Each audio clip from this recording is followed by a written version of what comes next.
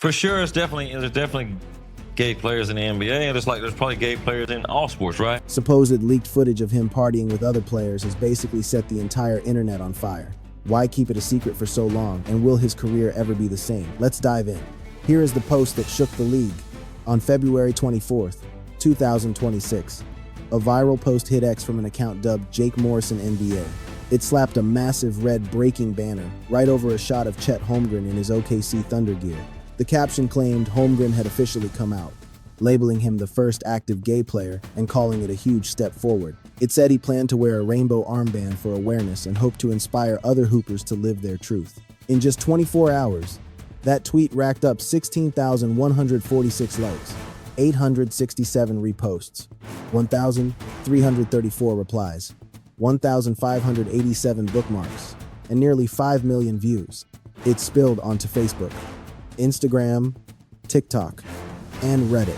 The search term Chet Holmgren gay skyrocketed, becoming a top trend across multiple platforms practically overnight. The timing was lethal. It dropped right before a Thunder Raptors game, so the basketball world was already online and paying attention. And this content fed the algorithm exactly what it craves: drama, raw emotion, and a reason to click. If you don't follow the league, know this Chet Holmgren isn't some bench warmer. He was the number 2 overall pick in the 2022 draft. Straight out of Gonzaga, he is a dominant center and power forward for Oklahoma City. And his public brand, strictly business. His verified X bio just reads OKC Thunder. No drama, no lifestyle influencer vibes, just basketball. So when this story broke, the clash between his silent, court-focused persona and this loud personal claim created a massive shockwave. Fans who never thought twice about his private life were suddenly debating it on every single timeline. The reaction was split, exposing just how divided the public still is on these topics. Supporters praised it as a monumental victory for representation in pro sports. Others went the other way. Nobody cares. Is this 1985?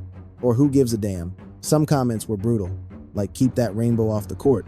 One guy wrote, "Bro wants to be black and gay. Pick a struggle. Brother." Another said, "Why announce it? Handle your private life in private and keep it that way." People trying to flag it as fake news, saying stop lying or why fake this. Coming out is serious. Were completely drowned out by the tsunami of people who had already bought the narrative. With over 400 quote tweets, users were spinning off their own threads, creating new viral waves totally separate from the original post.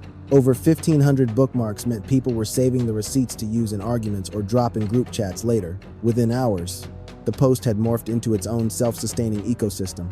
It tapped into a deep nerve, the long-running, uncomfortable silence regarding sexuality in the NBA, where the topic is treated like a live grenade. Players avoid it, coaches ignore it. So when a story like this drops, it triggers a reaction that's been bottling up for decades. The post also made a factual claim that raised red flags for any real NBA historian. It called Holmgren the first active gay player. That completely ignores Jason Collins, who publicly came out in 2013 while still on a roster. Fact or fiction? That era raised massive questions about the post's credibility right from the jump. The nuance flew right over everyone's heads because the mob was too distracted, clawing at each other's throats down in the reply section. Yet, in the middle of that digital riot, the single most critical mystery went unsolved. What was the actual source of this upload? The answer is a trip. But first, we need to look at the bigger picture.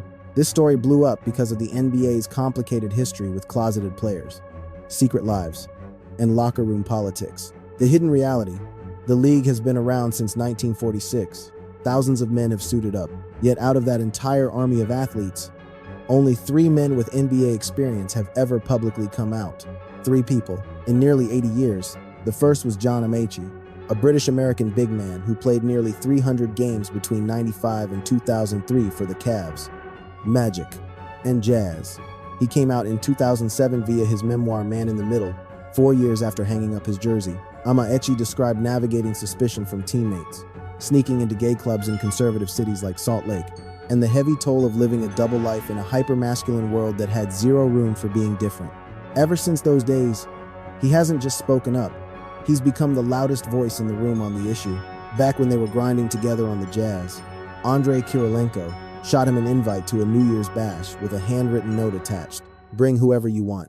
It read, "Partner, boyfriend, someone special, it makes zero difference to me." Amaechi later admitted that tiny gesture broke him, Just a crumb of acceptance in a league where shutting people out was standard operating procedure.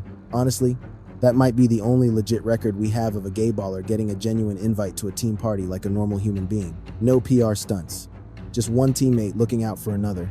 Fast forward to 2025, and Amaechi dropped a truth bomb that shook everyone. He bluntly admitted his crusade to normalize coming out in sports had totally flopped. But then he twisted the knife. He guaranteed the league is teeming with gay men, from the superstars on the court to the refs, the trainers, and the suits in the front office. He made sure everyone understood the empty closet isn't because the house is empty. It's because the culture is so toxic that stepping into the light feels like career suicide.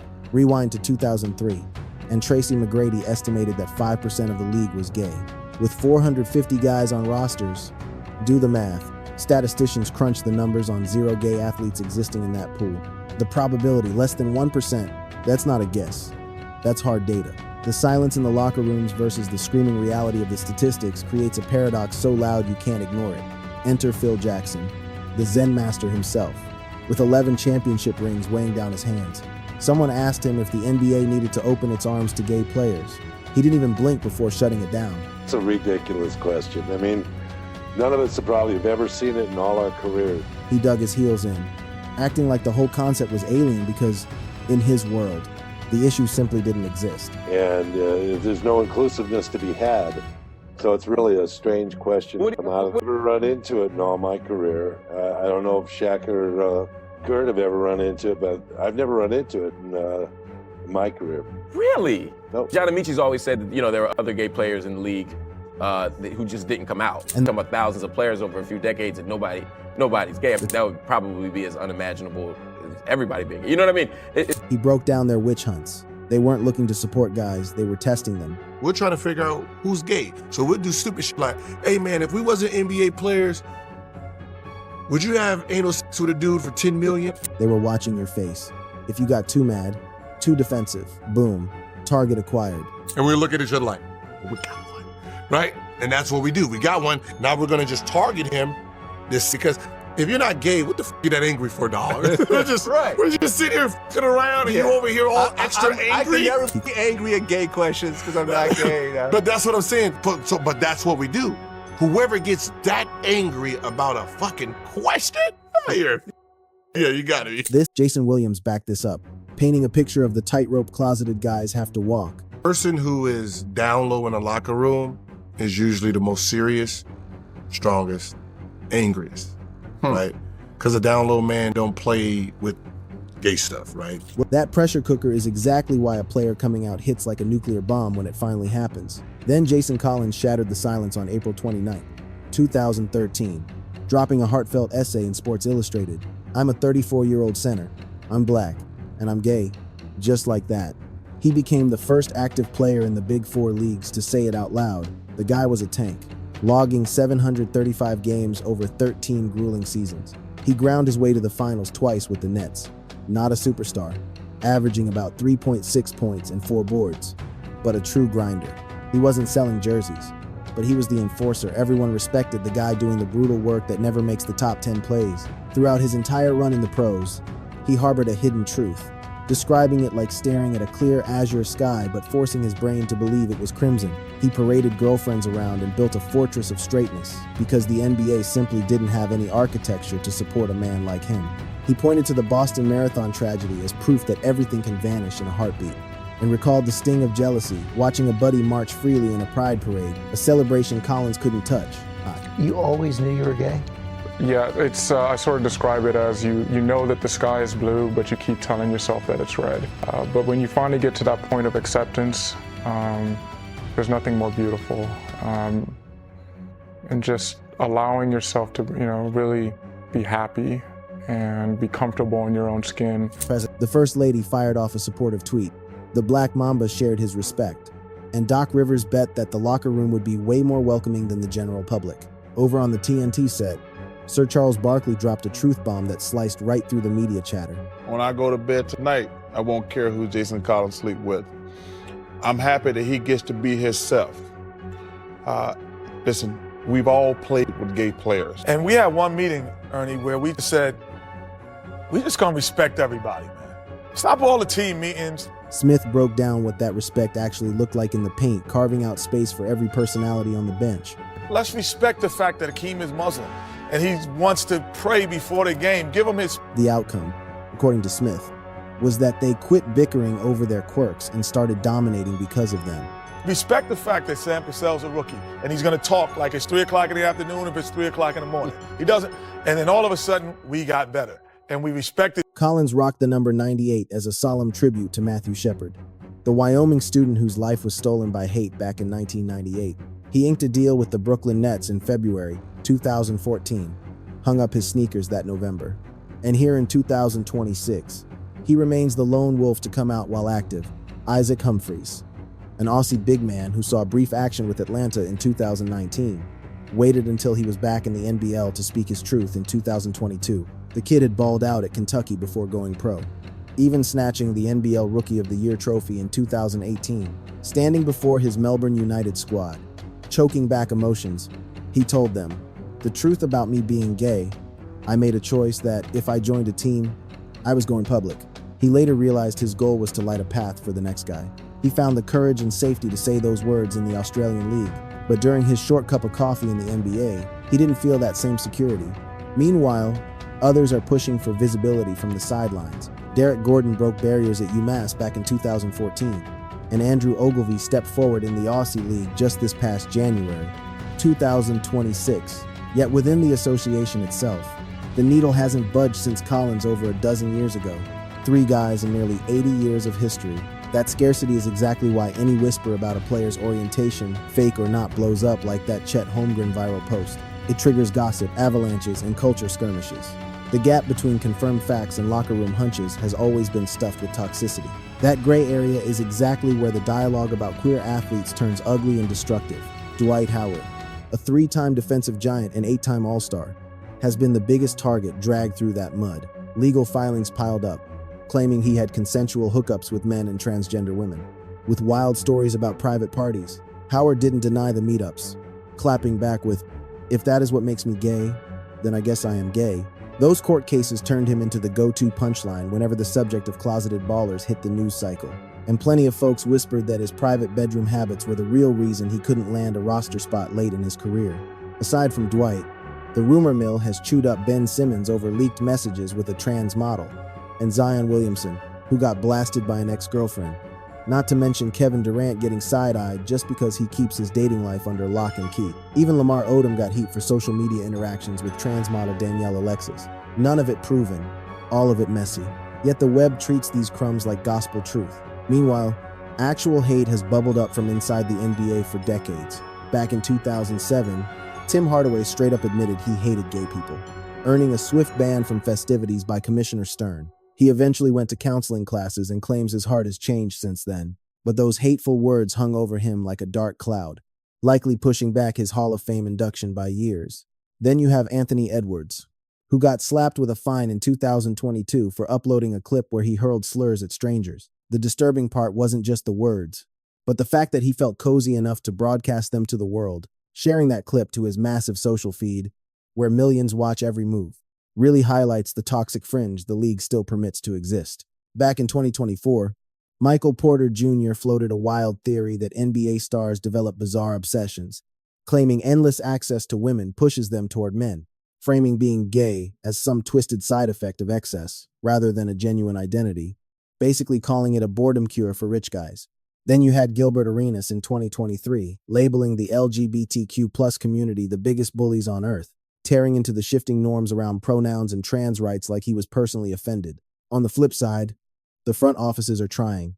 21 out of 30 franchises threw Pride Nights during the 2025-2026 season, complete with rainbow gear and big checks written to LGBTQ charities. They even yanked the 2016 All-Star Weekend from Charlotte over discriminatory laws, yet kept the party in Utah despite the same vibes, which screams double standards. But when you look at the WNBA, the contrast is absolutely mind-blowing. You've got over 40 out and proud athletes there, compared to exactly 3 in the entire history of the NBA. That massive void shows how 2 leagues playing the exact same game can live in 2 completely different cultural universes. That is the powder keg sitting there when the Chet Holmgren rumor dropped, and it explains why the internet swallowed it hook, line, and sinker. So what really went down? The source, E.J. Morrison NBA, literally admits in their bio that they are just a Scottie Barnes parody page. The word satire is plastered right there. It's a fan-made joke account, never meant to be taken as breaking news. Heavy Sports immediately flagged it as bogus, pointing out that zero credible intel exists regarding Holmgren's private life. They noted the rumor likely caught fire just because the Thunder were about to face off against the Raptors. Instinct magazine ran a deep dive, slamming the total lack of proof and the danger of turning a potential coming-out moment into a tabloid game. SSB Crack News verified that neither Chet, the team, nor the league whispered a single word about it. Scouring the official NBA site, ESPN, or the OKC homepage turned up absolutely nothing. And that alleged leaked video, it's a ghost. Searching the web, X, TikTok, or Reddit for Chet party footage returns a big fat zero. No clips, no photos, no witnesses. The evidence was just a game of telephone where a joke text morphed into imaginary visuals that never existed. One random clip from January 2026 showed animals partying but had zero ties to Holmgren or the league. Chet himself kept his mouth shut. His X feed has been dormant since February 24th. His bio is unchanged. And the Thunder PR team is radio silent. No yes. No. Just dead air. And in 2026, people read whatever they want into silence, fueling the fire. Looking at his history, a 2025. Essentially sports piece noted he appeared to be riding solo with no public dating record. Aside from one unverified whisper about a girl named Ashley Woodfin back in 2023, sure, you'll see TikTok and Reddit threads shipping him and J-Dub because of their on-court chemistry. But that comes from troll hubs like NBA Circle Jerk and is definitely not serious analysis. It's not the first time the internet invented a narrative like this. They tried the same hoax on Jared McCain in 2025 before it got crushed. It's the same old script. A fake headline blows up because the subject matter is pure clickbait. By the time the truth puts its shoes on, the lie has traveled halfway around the world, leaving the player to clean up the mess. So here's the bottom line. It was a joke. The video is a phantom. Nobody official has backed this up. And every serious investigation hit a dead end. It started on a comedy page and got supercharged by an internet too hungry for drama to check facts. Even the premise was wrong, claiming he'd be the first active gay player ignores history completely. Since Jason Collins broke that barrier way back in 2013, that mistake alone should have stopped the rumor cold. But the viral explosion of this story reveals something way bigger than just one prank on a basketball player. The topic of being queer in the NBA is still so radioactive that even a lie causes a nuclear reaction. Whether folks wanted a hero or a target, the hunger for this scoop was so intense that truth became irrelevant. The internet wanted a show, and they made one up. Chet is just a 23-year-old kid trying to win a ring, not looking to be a culture war symbol. He didn't sign up to be the face of LGBTQ representation debates today. And honestly, who he sleeps with is nobody's business but his own. But when a lie reaches nearly 5 million screens, saying it was just a joke doesn't fix the damage. The internet is forever. And now, this fake story is glued to his search results right next to his box scores. Just 3 athletes across 80 decades. You cannot call that advancement. It is a condemning verdict on a system where living a lie remains safer than speaking your truth. As long as we have this massive canyon separating corporate PR stunts from the gritty truth of the clubhouse atmosphere, that void is going to get stuffed with parody pages, gossip mongers, and fake news merchants who monetize that friction for likes and views. Appreciate you tuning in. If you dug this deep dive, smash one of those cards popping up right now to keep the binge session going.